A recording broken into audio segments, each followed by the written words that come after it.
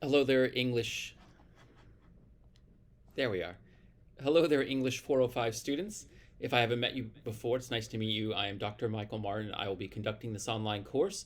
I'm recording this for fall 2023. There may be future iterations of this course that take it. Um, the thing that want you to remember is the capstone thesis. This course is basically an independent study where you're writing a thesis and thinking of particular theoretical directions you want to take on it. It's largely an independent project, though there is one related to our book, Robert Scholes's The Rise and Fall of English, 1998. It's a fairly dense book. It's the only reading I'm asking you to do from outside of class. I'm unsure whether the bookstore ordered this. I took on this online version of 405 late in the semester, and if you don't have it, please order it, and we'll work with it next week. I don't think the readings are available online, but I can certainly check. We're using two of the chapters there. So I made a seamless segue from the capstone thesis to the Scholes reading. Part of the capstone thesis could be a critique of Scholes, where you go into larger disciplinary study of English as a field and critique it therein. But many students find that they want to do an independent project. I've had students do a comparative study of war allusions in two Japanese films from the 20th century by, I think it was Murakami. My students, I'm teaching this course in seat right now. I have a student who's doing their capstone thesis project on wrestling and how it is not just entertainment, but it is indeed an art, and there's choreography and everything related to it. Another one's doing one on the Texas Chainsaw Massacre and the final girl in that. So the idea would be, what are your interests? What's a research project you'd want to do? You can do something you've done for another course, but you'd have to heavily revise it, and you have to tweak it to fit the dimensions for this assignment. That would be have an historical dimension. I recommend about 3 pages where you basically go over the history of what you're studying. So the student who's doing the one on the final girl in the Texas Chainsaw Massacre would look at horror tropes from other films with a last girl, and that would be kind of an opening section if she doesn't use Scholes. Scholes provides a history of the English field. I'd also recommend, well, you do need to have 2 sources from the library. I'm trying to get some library information up and running for you. That would be easier for you to do. I think I've just launched into the capstone thesis project. I might be more worried of it than you. As of fall 2023, the due date is November 12th. That's a Sunday night at 11:59. Welcome. The other things that you'll want to do for the course, there'll be other short writings. Like this week, you're creating a syllabus, and that's one of the things I wanted to talk to you about.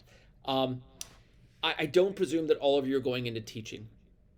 And part of this course is meant for you to reflect upon what you want to do with your English degree and to give you a plan or direction from here, graduating senior at Nichols, fall 2023. You may graduate in spring 2024, and then going into the job field, or for many of you, going into graduate study. So I realize that not all of you are going into teaching, but the syllabus would be, excuse me, a course that you'd want to teach. It would be one you design. It should be focused in scope. I like to teach early American literature, so I mentioned the years from roughly early 1500 to the Civil War, 1865. So American culture and literature, and then the years. Same thing with you. Whatever the connecting thread is, maybe it's gender-based films or fairy tales, maybe it's a type of children's literature you like, maybe it's film, maybe it's a study of the memoir. That would be what you would do. I'd also ask for some course goals or objectives. If you could just put those in bullet points, and then have something like use active verb parallel constructions with the infinitive. All that means is, for the early American lit, I'd say to understand the relation of American literature or British American literature, it's more better way of putting it, to understand early literature and its relation to American history would be one thing. But when you list the course goals or objectives, mention that.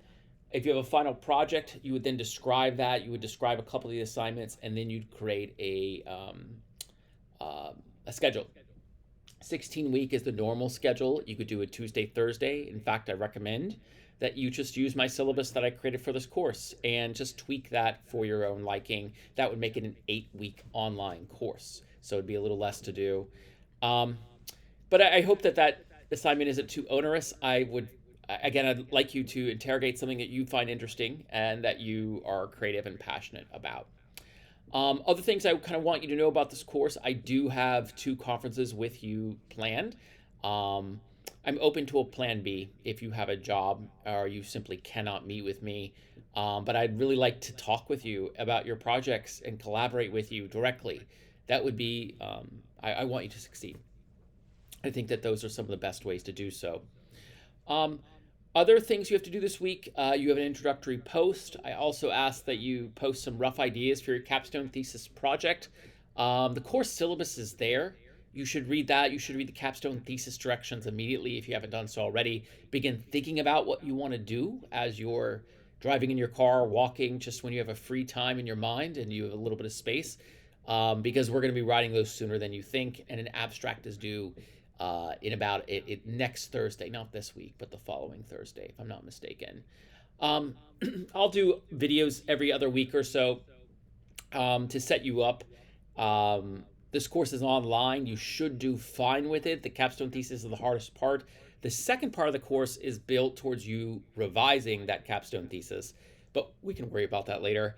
And then you'll also have a capstone portfolio, which will have a literacy narrative, the capstone thesis revised, and 2 other pieces of writing. And there's where if you're a creative writer, you could include some of your creative writing. But the capstone thesis should be analytical. Let's worry about the portfolio and revisions until we get the first draft in, and that's several weeks from now.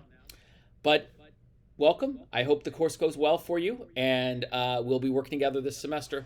I'm signing off.